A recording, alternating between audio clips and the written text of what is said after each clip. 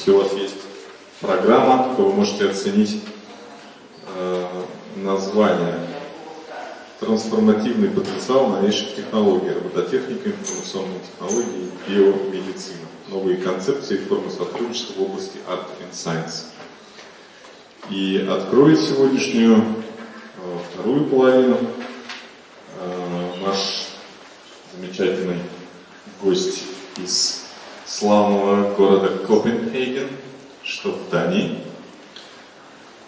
профессор IT-университета, руководитель докторской программы, но прежде всего очень известный художник, работающий с разными экспериментальными медиа.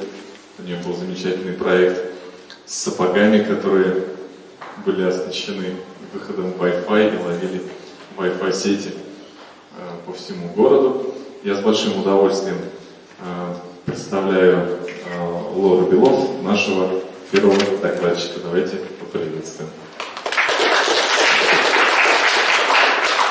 Thanks for the introduction. I add to that I'm Finnish originally, so I'm not Danish even. I'm based there. I just said you're from university. Yeah, from Copenhagen. Yeah, I could follow that much. So today I'm an artist. I'm an academic. I'm not going to talk about too much of my own work today. However, I'm going to talk about interests. So you will see maybe where my work is taking me now. And it will be on liquids. So, and specifically liquid as a matter and especially as technology. So this talk will be sort of a partial survey, or maybe one could call it a journey across the sciences and arts, looking at liquids from only, of course, a fraction of it, what's in my interest. And so my interest in liquids as a type of technology began with already some years back, and with the first encounters with protocells. And with that came a realization that different fields have a different potential in liquid matter. For example, in protocells, biology has investigated it with a quest for origin of life. Roboticists saw an idea of molecular robotics emerging. Designers and architects have seen possibilities for self-organizing matter in construction, and biochemists have recently talked about it as living machines. So it appears to me also that liquids play a central role in almost all aspects of today's world, also art. The field of bioart, for example, is of course a primary example of people who deal with the wet matter or moist media, just to cite Roy Ascott. And in the next slide you see a little bit, there are 3 examples of something called microbial fuel cells. And this is a technology which has roused a lot of interest, especially in research, technology development and in the sciences. Because it is aimed at energy production, and of course here is underlying now the ideas of sustainable energy, biodegradable, and so on. And I should mention here that there's been a fair amount of artists actually looking and working on that.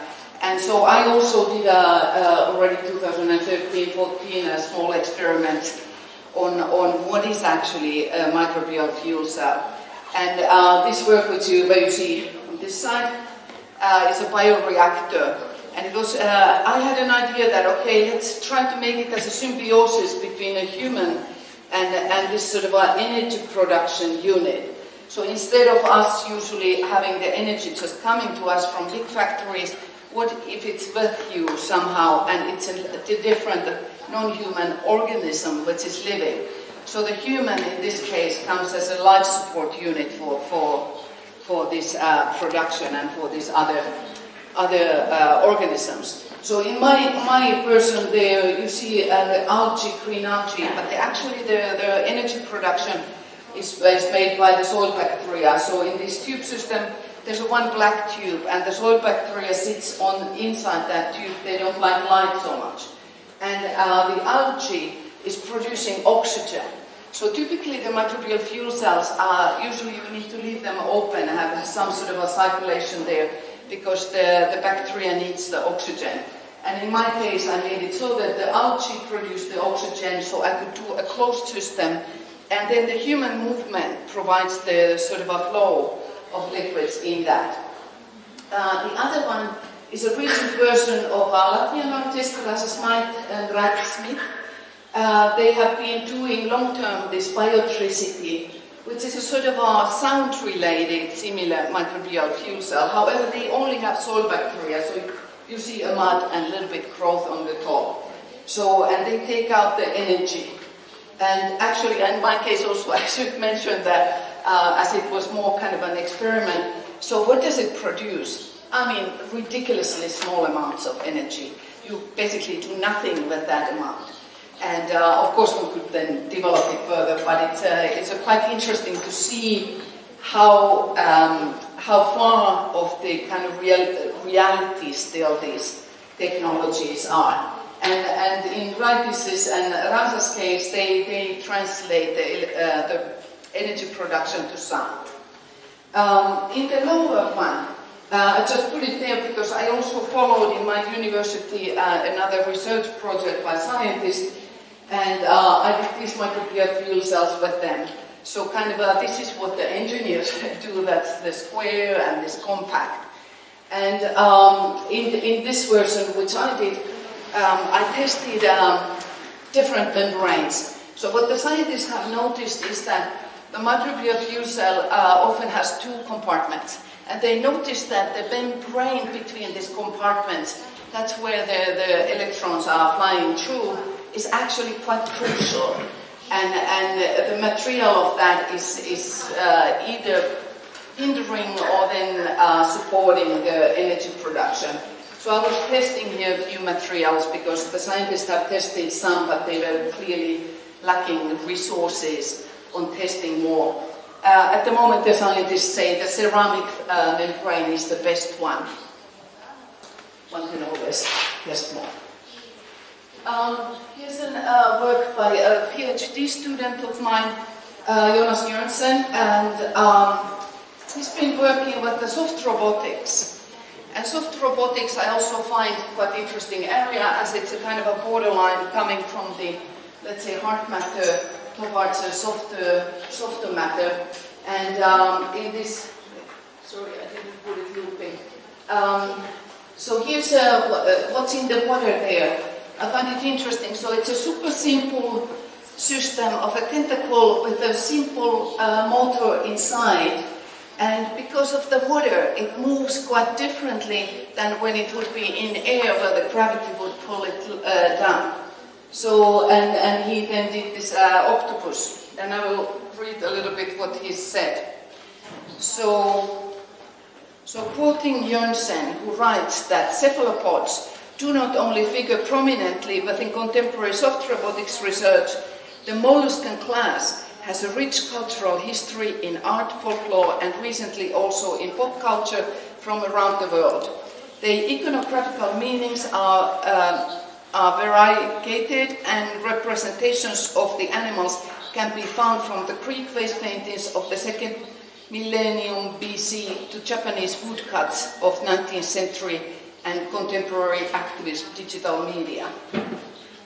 So his project explores what happens when the two distinct spheres outlined above, technical soft robotics research and the cephalopodian cultural imaginaries, are made to collide through artistic practice.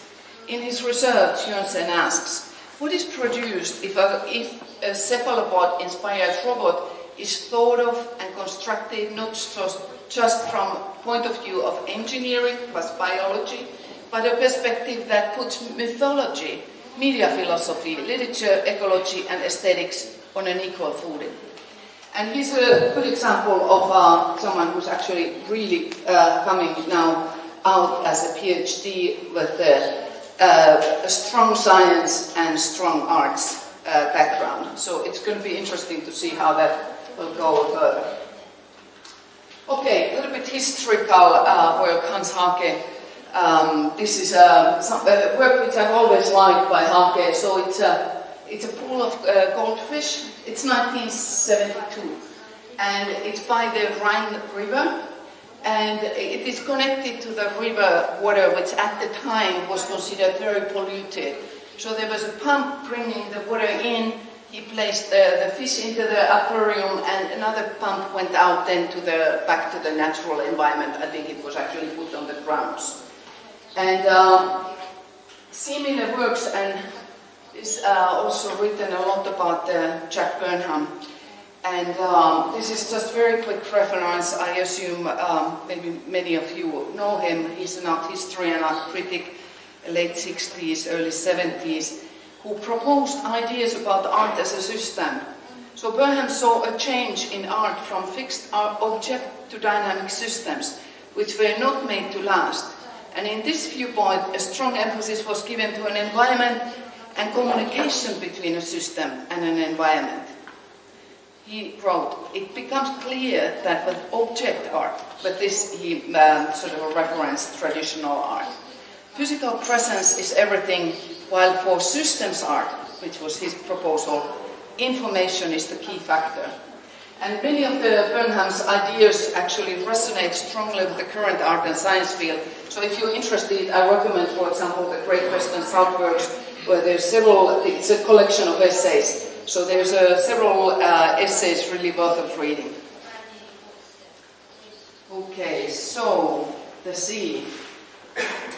The sea, a vast liquid environment of our planet, which supports various ecosystems and also human-created infrastructures. About 71% on Earth's surface is water-covered. We humans inhabit less than 30% of the surface. We live on dry land. However, our planet is characteristically wet. Professor of Political Geography Philip Steinberg has written, for example, about oceanic transport. The idealization of the ocean as a static, empty surface has its origin in the era spanning from the 15th to 18th centuries in Europe. As states were consolidated their power as a territorial entities on land, claiming their authority at home and in distant colonies through their ability to organize and bound space, the ocean came to serve as a contrapunctual function. Not a space to be developed, but rather space to be crossed so that other places on land could be mined, farmed, industrialized, and urbanized. Over the course of centuries, the world ocean thus came to be idealized as devoid of social and physical barriers to movement, a static, flat surface. So, in this perspective, one views the water and sea as a background, something to be crossed and which is in a way solid, stable, and fairly predictable, but not as a dynamic environment itself.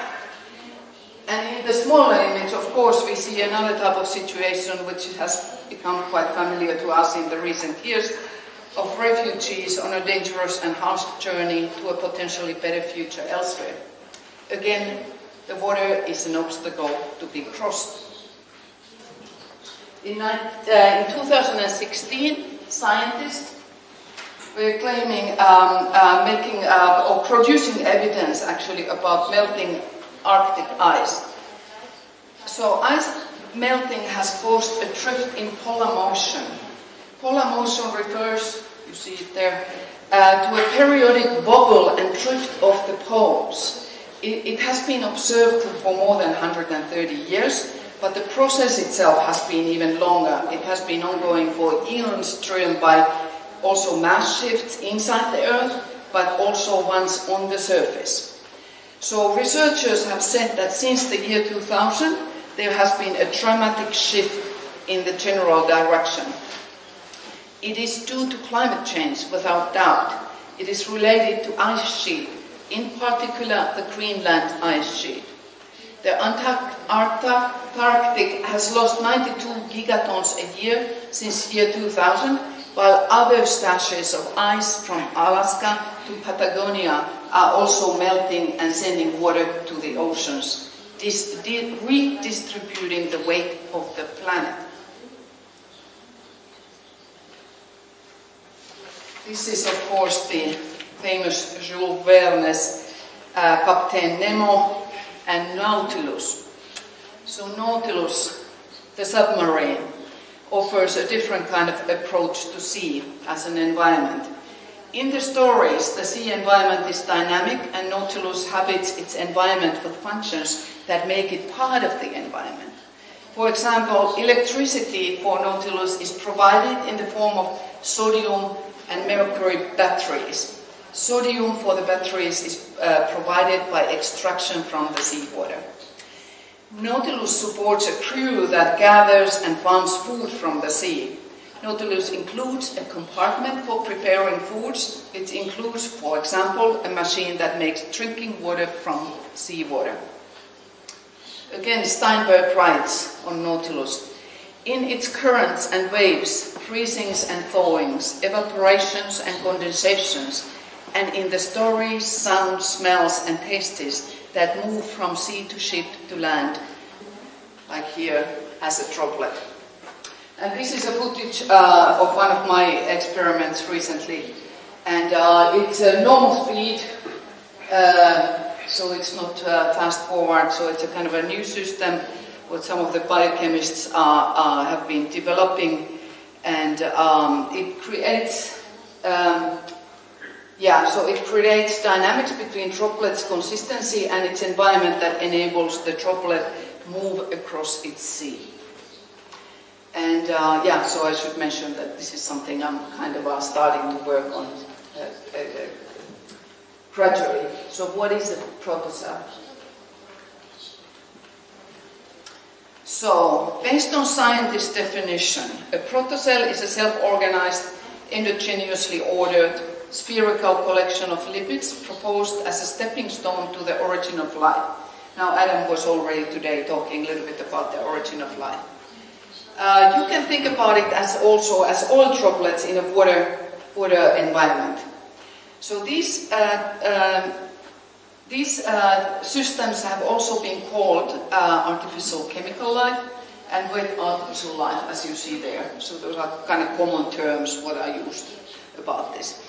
And they make clear reference to the field and development of artificial life. The field emerged with the questions about what is life, how did biological life emerge on Earth. So the droplet itself is considered as an interesting structure and is very similar to our cell structure, or the living organism's cell structure. So the field was originally forming around the questions about origin of life, and could it be possible that the life on Earth was emerging due to a certain biochemical reactions and certain ingredients just coming together. Today, however, there are various other aims on the field. For example, lipid-based robots on molecular level often imagined inside the body, like medical research. And this is, of course, due also to the funding structures, which have to think what is funded. So the concepts that persist in modern day attempts to synthesize protocells are this self-organizing of structure, response to environmental changes, uptake of nutrients, so that it can suck in maybe something from the environment, internal metabolism, that's the energy production, expulsion of waste, potentially, movement and self-replication. And self-replication is something what I know some scientists are at the moment looking if that's possible and how. So, in the other image on the right side, you've seen that there have been scientists, so this is now Lee Cronin Laboratory in Glasgow. They've been observing these protocells and their behavior. So looking at that, what do they actually do with the different sort of chemistries coming together? And he has said, because they built kind of a system which was doing this. So he has said, we have shown that it is possible to use robotic systems to assist in the evolution of oil droplets as models for evolvable protocells. This work demonstrates that it is possible to select simple chemical systems with a desired function or trait without complete mechanistic understanding, using a system-level evolutionary approach. We hope this system can be used to explore the concept of oil droplets with the ability to catalyze their own formation. Here I should mention that in my university, my head of my research group, Kasper Story, has also been looking into that, and they developed, actually, Krunin was also part of the research, liquid handling robot with the artificial intelligence component. So basically, if you look at the amount of these experiments, what someone is pipetting and observing for quite a lot of time, so what they have is they have the robot doing the many different sort of explorations or experiments, and then the camera is watching underneath and taking notice, so learning from that if that experiment was different from another, and so on and so on. So I'll move on a little bit. What is a cell? So the original term cell, 1665, was an English scientist and microscopist, Robert Hooke, who actually, Adam, I think, was mentioning another person with a kind of microscopes, and this guy was doing very simple, I think, a compound microscopes on his own, and watching them. This is a cork, slice of a cork, and he was looking at this, how the cork cells, I mean, one can see them almost with the eye also, that you see, if you look at the slice of the cork, you see how the cell structures are coming. And that was a reference to the Latin word cellulaire, which meant little storage rooms or compartments. But it also said that he actually thought about it as a monk cells in cloisters. So that the actual word cell, you can think it that it's the cell of a monk. So it was, I thought it was quite interesting that that also was referenced. And here's, and this is now really Adam Brown's reference to his. And I don't have his work in my talk, but as many of you have seen the exhibition, if not, please look at it in the first floor there. So here's probably not a complete list, but some list of names on experiments in biochemistry who were interested of this idea of artificial cells. And I think the interesting part in this is that actually it started very, very early. So I have here 1867, Moritz Straub, and then I've always written a little bit what kind of matter they used. Then quite famous was 1892, who was Bütschli, and so on. But I'm sort of, Stéphane Leduc, 1907, who actually did, actually it comes in the next slide a little bit, and then I will talk about Oparin, who was the Soviet biochemist, or at least mention him a little bit better. So here's a work of Orogat, Ionat Sur, and Korivan Sais, and this was now kind of a remake of the Stéphane Leduc's idea of the cells. And what he was using, when I wrote it down here, borax, Indian ink, and distilled water. I've also made the experiment, so they do come like you see in the lower image, like that, when you pipette them. And then it takes a little bit time, and they form, interestingly, this sort of separated cells around them. But then it's over, so very quick. So it goes maybe, I don't know, 10 minutes, 5 minutes, something like that. And then they just dissolve, so it's also temporary. In this work, it's of course the robotic system here again is sort of so the process is automated, and it's a model of a 3D printer where this robot is made and can push out them very systematically. So wait, I'll look what I wrote. So yeah. In the Mechanism of Life, which was Stéphane Leduc's book, published in 1911, Leduc proposed a series of chemical experiments showing the emergence of lifelike phenomena of different degrees of complexity. Leduc attempted to prove the mechanistic aspects of life and challenged vitalism. The theory that the origin and phenomena of life are dependent on a force or principle distinct from purely chemical or physical forces. I think a lot of these people actually were sort of working against the vitalistic style. And here's the Russian Alexander Oparin, let me see.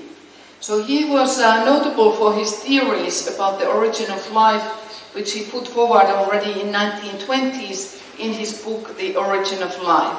He believed that the origin of life emerged through a long process of chemical evolution, and the main objective was to understand fundamental processes related to the chemical evolution and the origin of cellular life. So he believed that life developed from quasarbates. Okay, I'm not very perfect, it's written there, pronouncing it.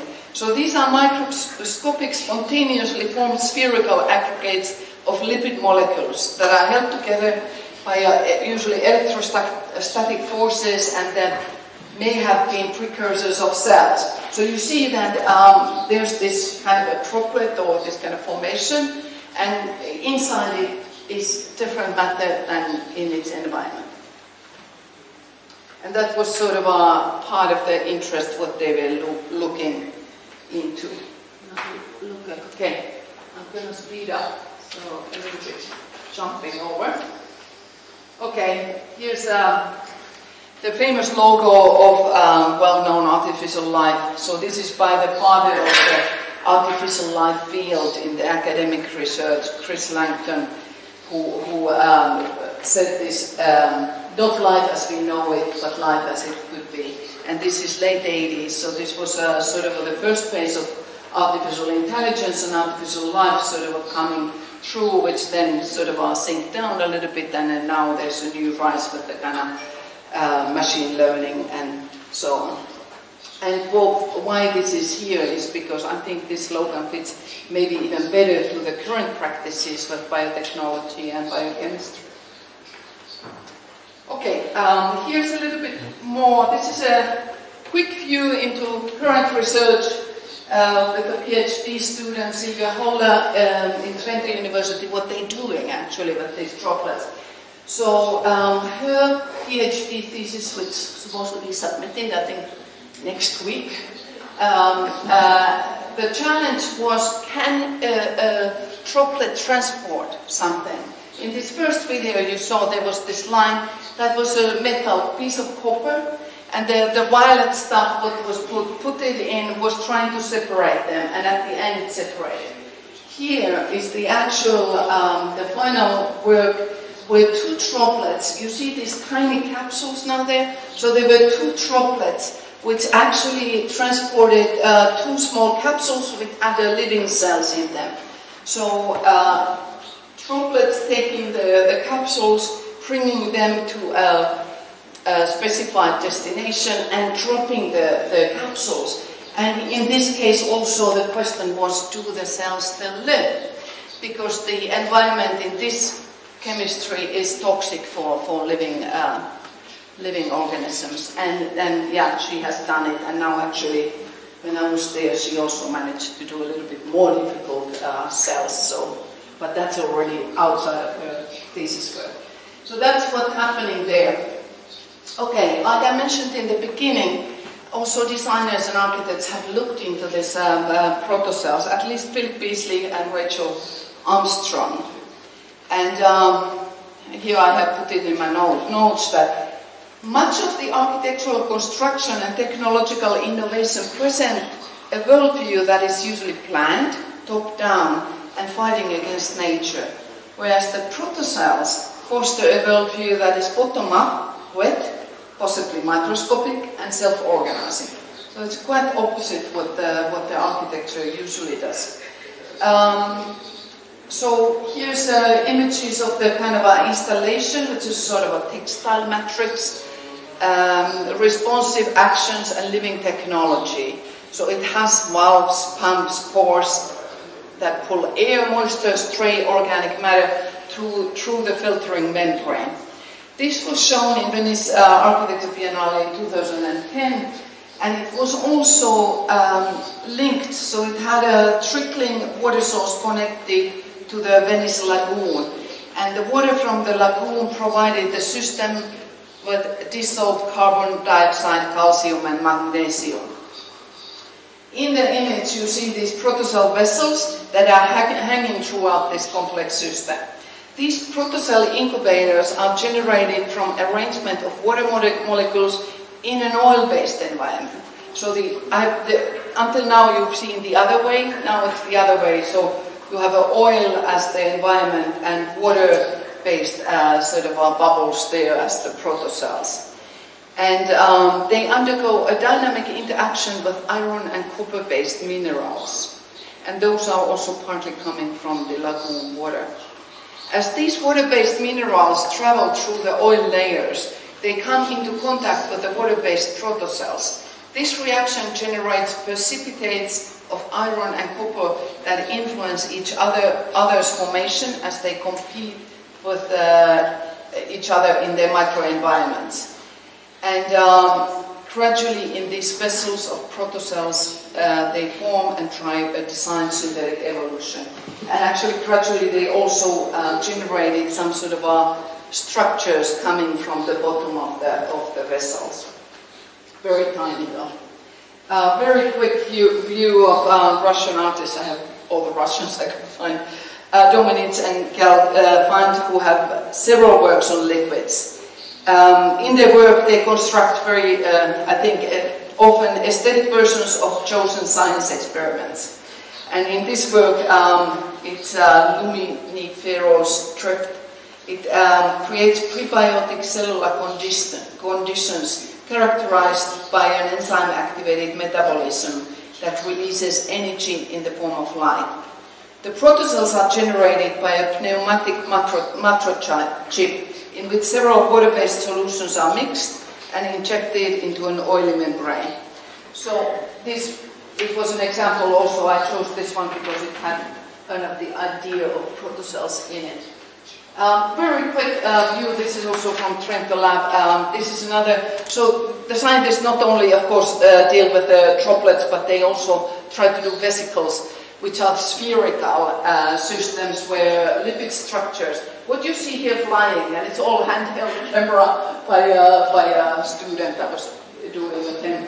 So you have a lipids which fly and then they form these spherical bubbles. And what they often then do, the scientists, is that these vesicles might have a different stuff inside than their environment, and this is a way they sort of check on certain abilities and so on. But I cannot go to liquid crystal. So, at about the same time that scientists were looking into protocells as origin of life, elsewhere, other scientists were looking into a newly found matter of liquid crystal as a potential matter that could connect the inorganic realm to the organic. Liquid crystal was found, named and probed in 1888 in Otto Lehmann's laboratory. So they are a heap of tabular molecules sliding and vibrating and pulling together and away from each other. When they are cold or starved of energy, they are rigid and their particles are arranged in regular patterns. When they are heated, they melt twice. First in cloudy liquid in 145 degrees, and in 178 degrees the cloudy liquid becomes clear. And in the transitional state between these, you can see colors of spectrum flashing vividly. Lehmann perceived activity that resembled creation and growth as in living organisms. The titles of his publications reflect this: Liquid Crystals and the Theories of Life from 1906. The apparently living crystals, 1907. Liquid crystals and the apparent life, 1921. So he was very convinced that this crystal is living. So Lehmann was participating in a wider debate about whether life is a vital process, a non-physically based one, or in contrast, a physical-mechanical one dependent on the laws of physics and chemistry. He wanted to place growth and life firmly on mechanistic grounds, against vitalism and mystical talk. So for Lehmann, liquid crystal served as a model of life that formed, that was lively and explainable by mechanical laws. The liquid crystal might actually be a machine that lived. So scholar Esther Leslie has recently published a book on liquid crystals in which she asks also to what extent forms of physical matter play into the technologies of a particular time, which would include the modes of thinking. So liquid crystal is found in nature, but today it's synthesized.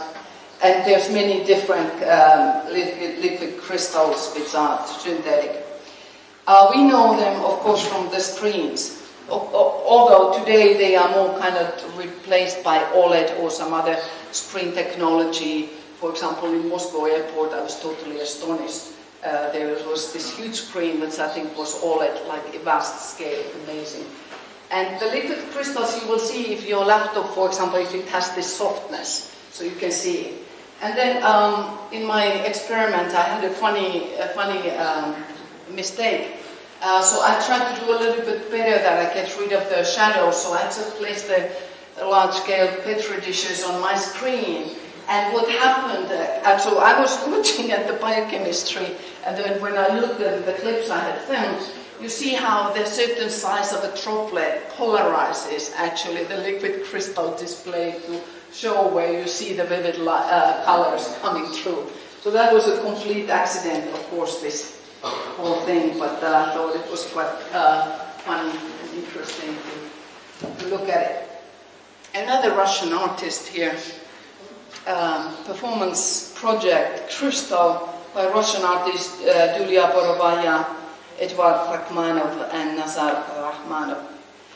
And it's made on sodium acetate solution, which comes crystallized when there's a seed crystal, which is cooled in the supersaturated solution, or that you vibrate it. So the main idea here is the occurring interaction between the human body and the chemical substance. So what's going on?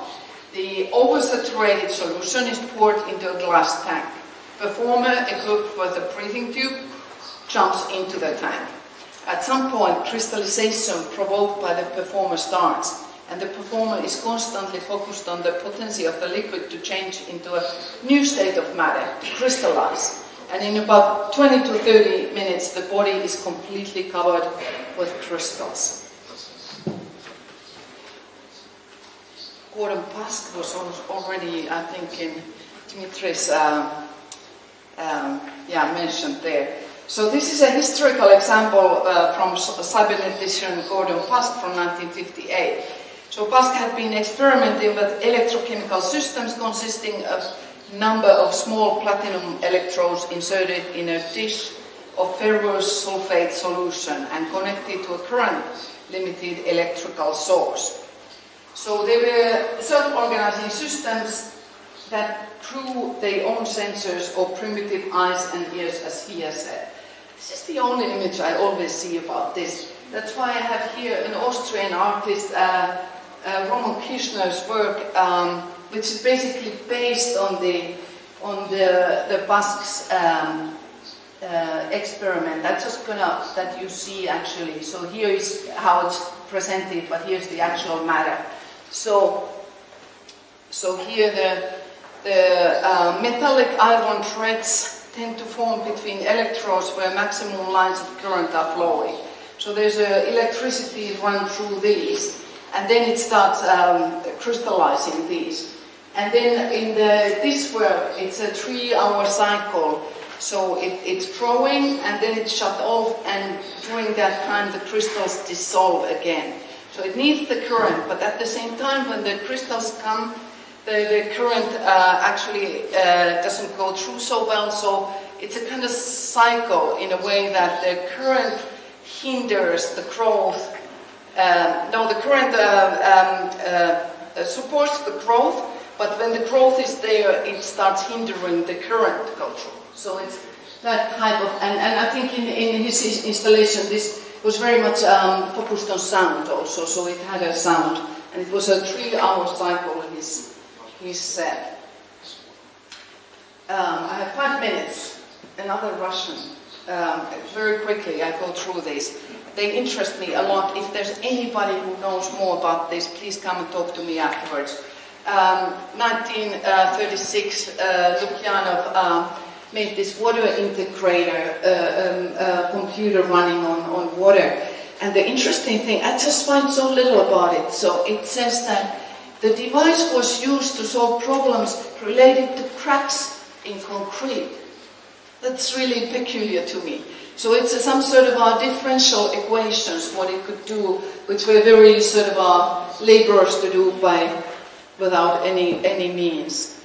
And yeah, so as I have a little time, so first was this Russian, and then it said, not very clearly, but I've seen one reference that this would have been inspired by the Lukyanovs. This is about 10 years later, a little bit more.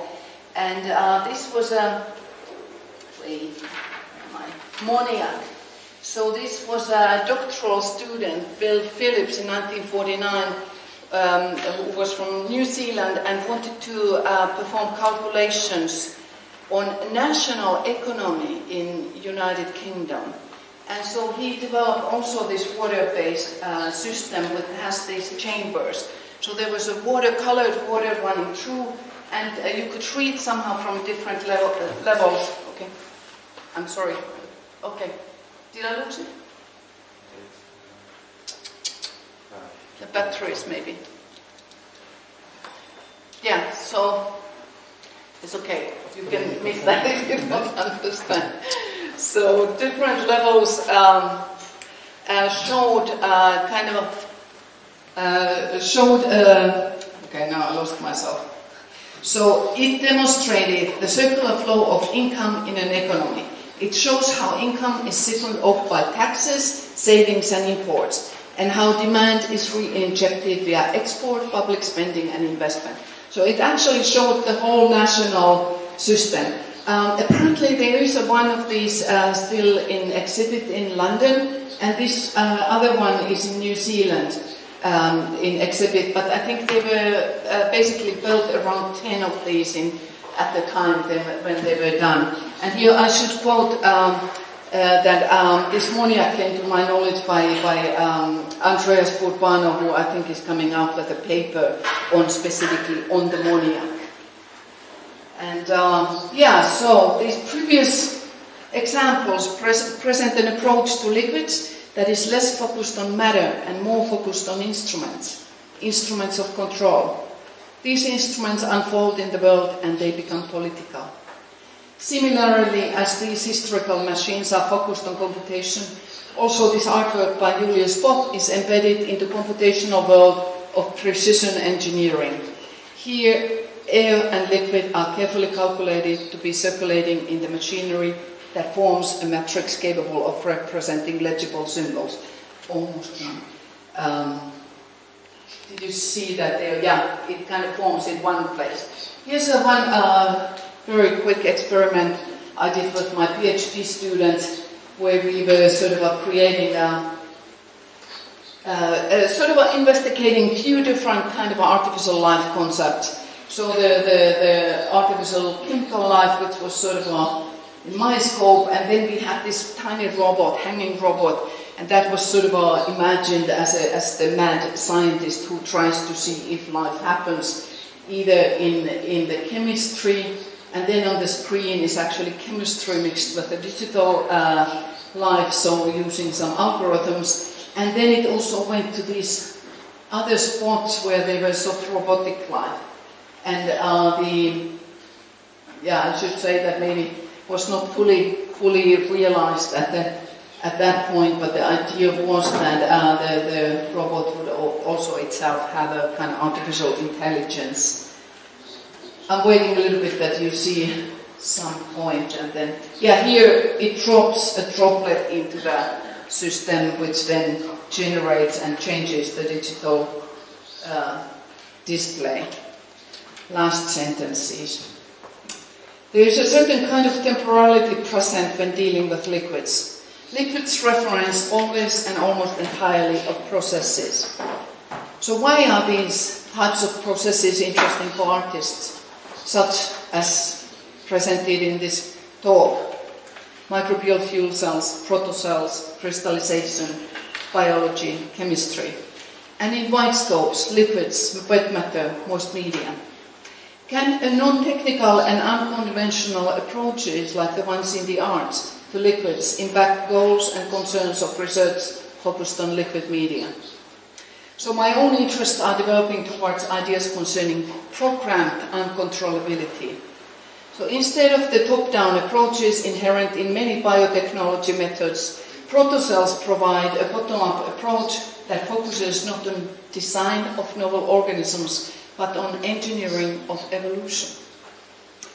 For the end of this talk, I will repeat and cite Esther Leslie again by asking, in what ways forms of physical matter play into technologies of a particular time, including the modes of thinking? Спасибо большое. Thank you very much.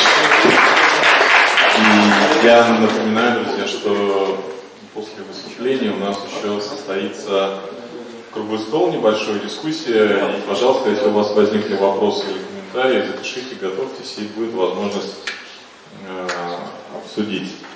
Я отдельно хотел бы поблагодарить Лору за то, что она вспомнила об очень важных вещах, об опарении, об органике и электрохимических компьютерах, которые, казалось бы, стали такой боковой и неудачной ветвью развития компьютерных технологий, но на самом деле показывают, что цифровая веб-каналия современная изначально имела другие замыслы и другие более сложные и, я бы сказал, масштабные замыслы.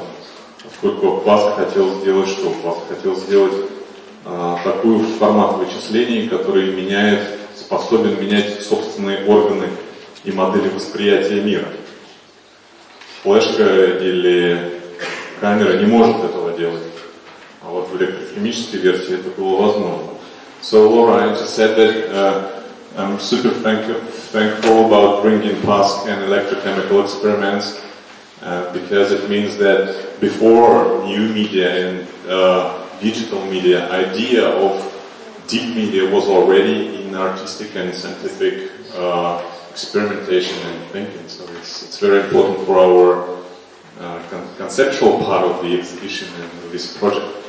And да, я с удовольствием представляю нашего следующего спикера и напоминаю, что у нас после и вместе с теоретическими выступлениями доклады художников, то, что называется артистом.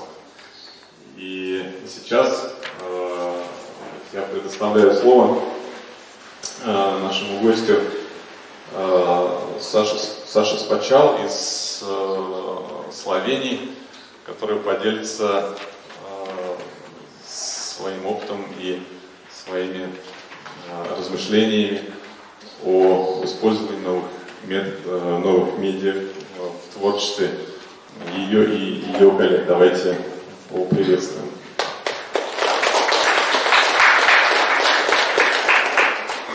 Sasha, you're very welcome. Thank you. Hello everyone, I'm Sasha Spachal. Can you hear me well? Oh, it's much better. Yeah. I have developed a new biotechnological installation in order to research symbiotic systems and the wider network of connections continuum. I must mention that I'm really happy to be here, and I'd like to thank Dmitry Bulato and her museum for bringing me and our installation here.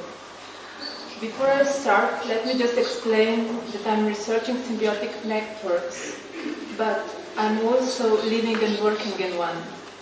I'm part of the network deeply immersed through my work in a very specialized ecosystem of scientists and various professionals that help me develop and realize my research in the process of negotiation with materials chosen for the particular network and artwork. I produce effects and artworks of the network, much wider and grander and more important than myself. So now I can start. We all landed in this epoch called the Anthropocene a few years ago. Somehow this entitlement of an era was an obvious act of the human species, considering the state of life on this planet. To put it very simply, life on Earth has now been for a while a manic depressive flux, with manic expansion of human species with various technologies and extraction methods of resources, including monocultural production of food, and depressive contraction of habitats and resources of many other agents in planetary metabolism. Various authors and theoreticians such as Donna Haraway, Anna Tsing, Jussi Parikka tried to augment the naming of this epoch, the Anthropocene, which is again of course anthropocentric, describing only the manic part of human species and leaving out every other little and big creature, plant or mineral on this planet. These terms all describe certain aspects of the times we're living in, and I hope new terms will emerge because we're not living in simple but complex time, and more words might help us understand it better. Because of this manic depressive state on the planet, I started asking and answering these three questions through my artistic practice. Firstly, how agents, both human and non-human, are part of the world. Secondly, how they are worlding.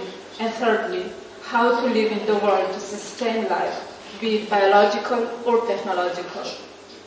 My latest word and quite new term that I'm still establishing to partly answer this question is intraflux. What is intraflux?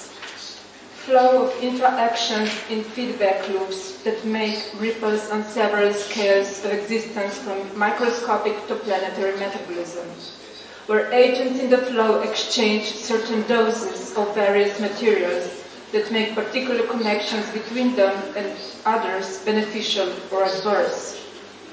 To address the destructive powers of Anthropocene, intraflux offers the possibility of sustainable exchanges of resources through symbiotic processes of negotiation. To explain this statement, I would like to follow a trajectory through our works that does not follow concept-based explanation, but rather a construction of some sort of meta-phenomena that are emerging through the works. These phenomena I observe while developing the works and while just looking what kind of effects they do produce. I hope I do not lose you on the way, and if I do, please don't be afraid and ask me a lot of questions. I would like to start with interactions in our work Microphone Unison that I developed and built together with Anil Podgornik and Dr. Miriam Schwagel. It is a biohacked music box that integrated the human microbiome to modulate the sound. Human microbiome in 3 petri dishes in the installation come from our bodies and interact with each other as much as they do with the electrical circuit that runs the system. The work questions the boundaries of the body, dissolving identities, and acknowledges the microbiome as a vital non-human part of any human existence. Microphone Unison's primary attribution to the emergence of intraflux is a concept of interaction as defined by Karen Barad. To put it really plainly, the concept defines a relationship of the organism from within as opposed from outside of a relationship or the organism.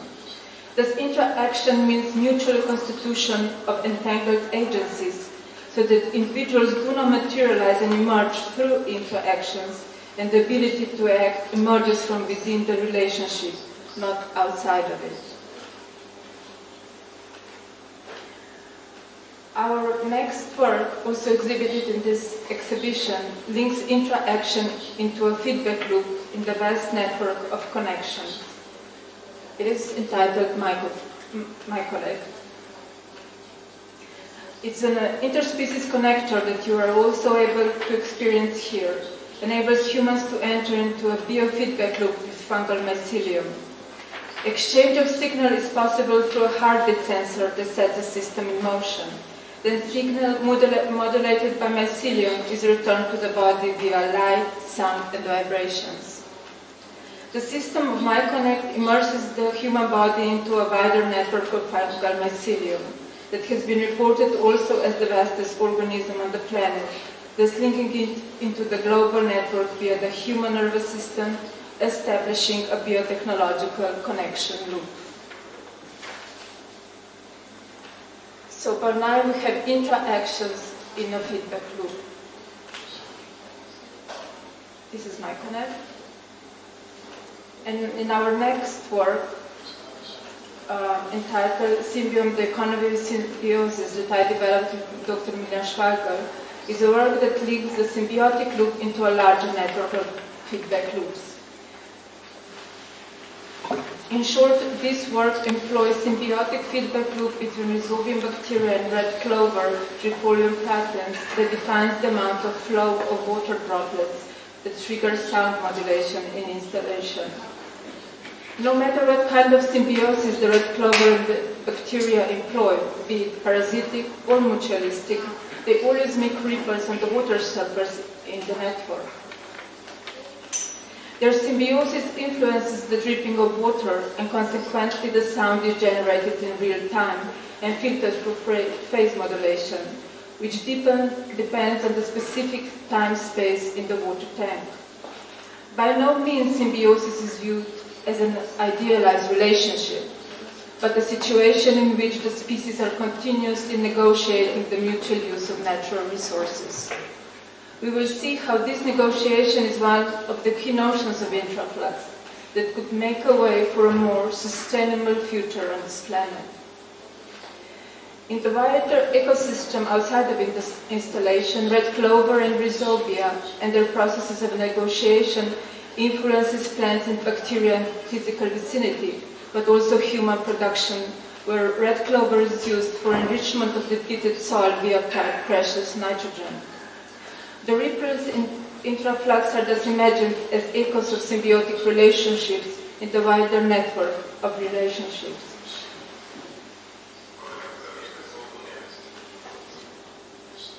The responsive kinetic installation somnoseismic curve that I developed together with Dita Hirschenfeder presents planet Earth in the age of Anthropocene. It makes a possible entry into a planetary perspective, into the sensual and haptic relationship between humans and the planet. The mechanism in sonoseismic Earth installation contains a solution of water and fossil fuels that are squeezed out of the globe and produce a poignant odor in the surroundings, making the pollution tangible. The depletion of fossil fuels, such as fracking in the Earth's crust, causes tectonic cracks. Hence, in the installation, the globe is gradually polluted.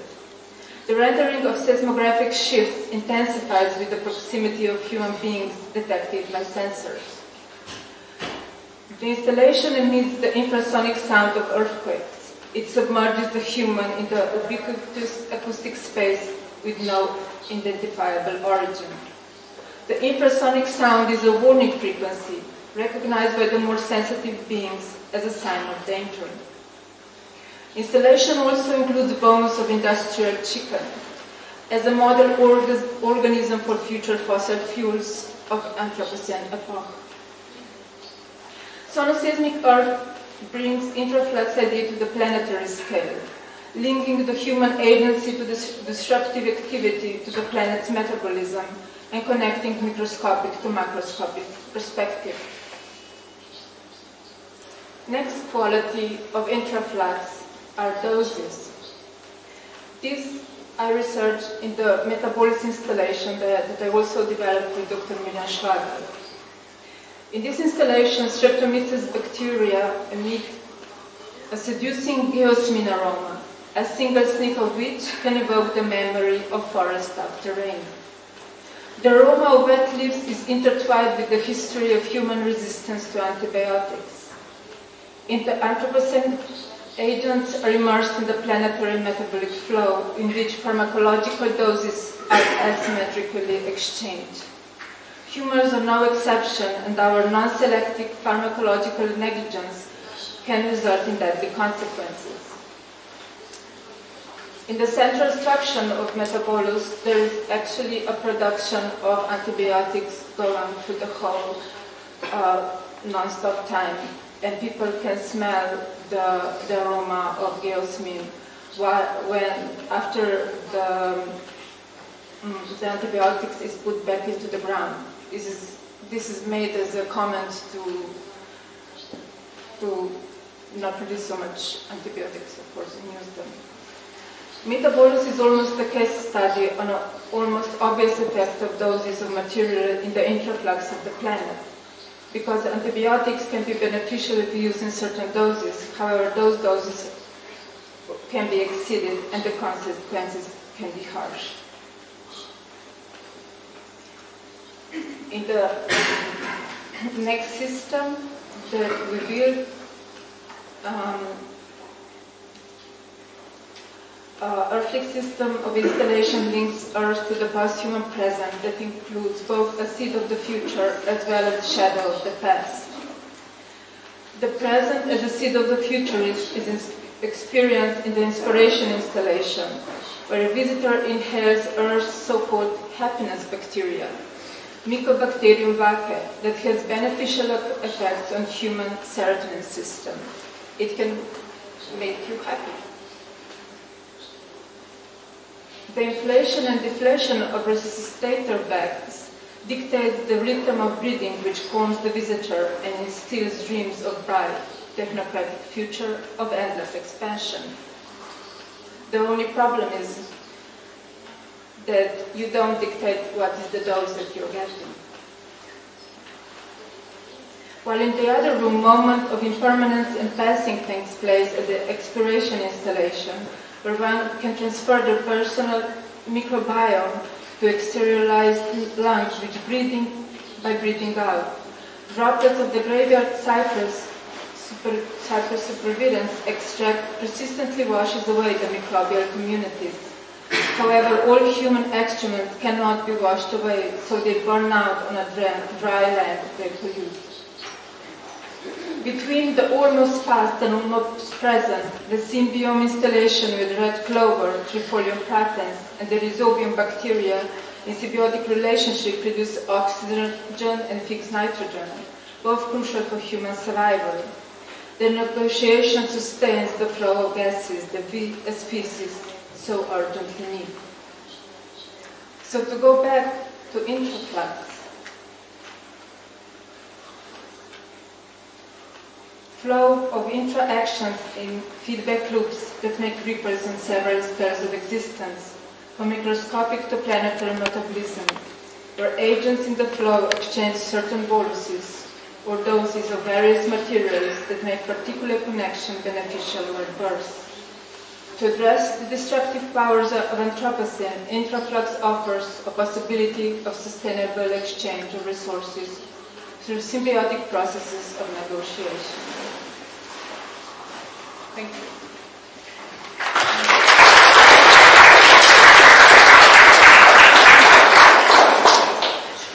Спасибо большое, Саша. И я забыл сказать, что это дуэт Саша и Эмил Подгорник, просто сегодня Саша за двоих. И у нас по расписанию кофе-брейк. Давайте, пока мы более или менее по расписанию двигаемся, договоримся, что через 15 минут, то есть 15:25, мы снова здесь собираемся, и у нас следующий доклад российского художника Дмитрия Морозова, который представлен и на этой выставке. Тоже, если вы спуститесь на первый этаж, то можете посмотреть, у него там целый раздел очень интересных работ, включая одну совсем новую. Ждем вас через 15 минут.